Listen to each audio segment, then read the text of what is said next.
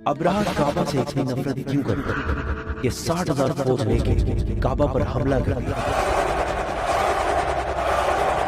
क्योंकि काबा पूरे अरब के लिए सबसे मुकद्दस जगह बन चुकी है। पूरे अरब से लोग मक्का इबादत के लिए आते हैं, जिससे चंद लोग बहुत पैसा कमाते हैं। अब्राह को इस बात से बहुत गुस्सा आता था कि ये गरीब मक्का वाला ना इनका कोई बादशाह है ना कोई गवर्नमेंट है, ये क्यों पूरे अरब का सेंटर बन चुका है। तो उसने हमले से पहले अपनी सल्तनत यमन के कैपिटल सना में एक बहुत बड़ा चर्च बनाया ताकि लोग काबा को छोड़कर उसके पास आए। लेकिन ये प्रोजेक्ट पूरी तरह फ्लॉप हुआ, जिसके बाद अब्राह के पास सिर्फ एक ऑप्शन बचा, किसी तरह काबा को गिराया जाए। अब्राह किसी बादशाह के घर में पैदा नहीं हुआ, बल्कि ये रोमन एम्पायर के एक छोटे से शहर के एक छोटे से बिजनेसमैन का गुलाम था। असल में मसला ये था कि यमन और हबशा की लड़ाई बहुत अर्से से चल रही थी, क्योंकि Yemen was dominated by juice यहूदी और हबशा में सारे क्रिश्चियंस रहते थे। तो क्या होना? तो पहले यहूदियों ने हमला किया और क्रिश्चियन इलाकों में बहुत तबाही मचा, जिसकी वजह से सुपर पावर रोमन एम्पायर बहुत गुस्सा। तब भी क्रिश्चियन ही सुपर पावर। तो रोमन एम्पायर ने हबशा में अपने क्रिश्चियन भाइयों की मदद करके यमन में यहूदियों की सल्तनत हमेशा के लिए खत्म कर दी। और इस काम के लिए उन्होंने अपने ही गुलाम को भेजा, जिसका नाम था अब्राह, जो 1 लाख फौज लेकर गया और यहूदियों की तबाही मचा। इस जीत के बाद अब्राह बहुत ज्यादा स्ट्रांग हो गया और उसने यमन को अपने ही मुल्क हबशा से अलग कर दिया। हबशा के बादशाह को इस पर बहुत गुस्सा था और उसने फिर एक फौज भेजी, लेकिन इस बार अब्राह के इस नई फौज ने अपने ही जनरल को कत्ल करके अब्राह के सामने पेश किया और अब्राह के फौज में शामिल हुआ। इसके बाद अब्राह पूरे अरब का सबसे ताकतवर बादशाह बना और पूरे अरब में उसका इन्फ्लुएंस फैल गया।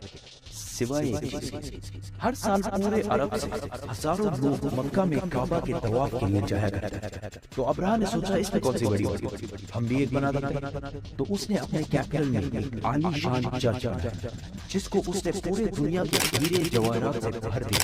ये बिल्डिंग पूरे अरब में सबसे खूबसूरत और आलीशान बिल्डिंग।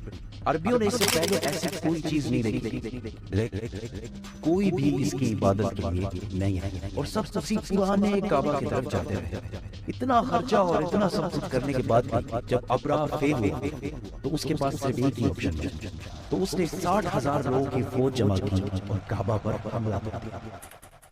अभी तक जितनी स्टोरी हमने बताई है वो सिर्फ इस्लाम नहीं बल्कि हिस्ट्री में भी लिखी हुई है, जो कि पुराने जमाने के अरबी इंस्क्रिप्शन से उठाई गई है। इन सब में अब्राह एक बहुत बड़ा बादशाह था, लेकिन उसके मक्का जाने का कोई भी जिक्र नहीं है। लेकिन रीसेंट फाइंडिंग्स में कुछ ऐसी यहूदी इंस्क्रिप्शंस मिली जिसमें क्लियरली लिखा हुआ है कि अब्राह ने एक जगह पर हमला किया था जिसमें उसे पूरी तरह शिकस्त हुई। तो अब बड़े बड़े हिस्टोरियंस इसको मक्का पर किसी हमले को करार दे, जिसमें अब्राह अपने साथ कुछ हाथियों को भी लेकर गया। अरबियों को पता था कि वो इनका मुकाबला नहीं कर सकते। कुछ कबीलों ने लड़ाई करने की कोशिश की, लेकिन अब्राह ने उन्हें कहा कि वो कोई खून खराबा नहीं करता, वो सिर्फ काबा को गिराना चाहता है ताकि लोग काबा को छोड़कर उसकी चर्च करें। आसपास सब सोचने के बाद जब वो मक्का पहुंचा तो उसने उनकी चीफ को बुलाया। तो अब्दुल मुत्तलिब ने आकर कहा कि आपने मेरे कुछ ऊंट कब्जा किया, वो मुझे वापस कर। तो अब्राह ने हंस कर कहा कि मुझे तो लगा तुम बहुत बहादुर शख्स हो, तुम्हें तो अपने ऊंटों की टेंशन है। तो अब्दुल मुत्तलिब ने कहा कि मैं सिर्फ अपने ऊंटों का मालिक हूं, इस घर का जो मालिक है वो जाने और तुम जाने, लेकिन इतना मैं बता दूं, आज तक कोई भी इस घर को नुकसान नहीं पहुंचा।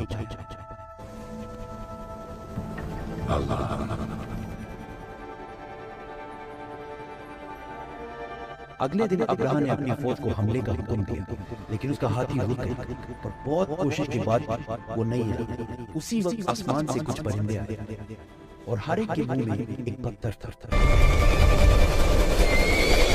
ये ऐसे परिंदे थे कि उस दिन से पहले ना इन्हें कभी किसी ने देखा और ना उस दिन के बाद, और वो अब्राह की फौज के लोगों को टारगेट कर करके मार रहे। अब इसको बहुत सारे हिस्टोरियंस ने स्मॉल पॉक्स की एक एक्सट्रीम किस्म का है, क्योंकि जैसे ही पत्थर इनके जिस्म को लगता था तो वो खारिश कर कर अपने ही गोश्त को निकाल देता था, हत्ता कि कुछ लोगों की हड्डियां तक नजर आने लगी। इस हालत में ये फौज वापस भागी और अब्राह की 60,000 की फौज तबाह बर्बाद।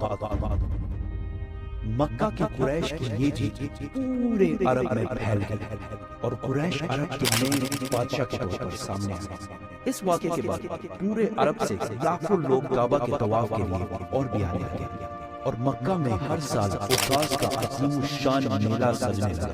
مکہ والوں کی دولت ڈبل ٹرپل آسمان سے باتیں کرنے لگی۔ لیکن اسی سال اچانک ایک دن ایران کے سب سے بڑے ٹیمپل میں جو آگ سالوں سے جل رہے تھے بجھ گئی اور اسی دن مکہ میں ایک یتیم بچہ پیدا ہوا جس کا نام تھا محمد۔